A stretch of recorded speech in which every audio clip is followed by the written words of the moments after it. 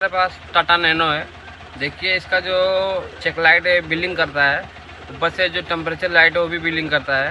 पहले इसको हम स्कैन करेंगे और देखेंगे इसमें क्या फॉल्ट आ रहा है, फिर आपको हम इस वीडियो में बताते हैं कि इसमें प्रॉब्लम क्या है।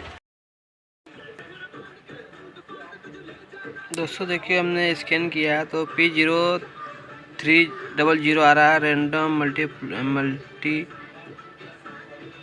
मल्टीप्लाई सिलेंडर मिसफायर डिटेक्टर लिखा है। आप तो सबसे पहले इसका हम प्लग चेक करेंगे और आपको हम प्लग खोल के दिखाते हैं।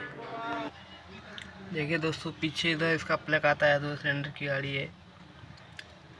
इसको हम खोलेंगे फिर आपको दिखाते हैं प्लग कैसा है इसका। तो देखिए दोस्तों प्लग काला हो गया है इसका, या तो कोई मैप सेंसर काम नहीं कर रहा है, या तो पहले इसको हम प्लग को नया डाल के देखते हैं।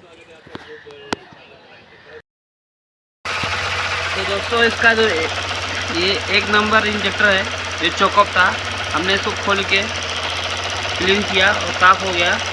अभी गाड़ी मिसिंग भी दूर हो गया और जो फोल्ड आ रहा था अभी इसके अंदर भी आपको दिखाएंगे, वो फोल्ड भी चले गया।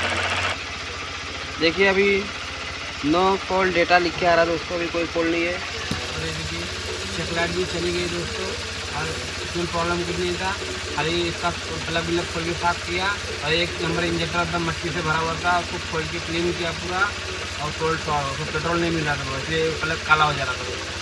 और वीडियो अच्छा लगे तो लाइक करें, सब्सक्राइब करें, शेयर करें।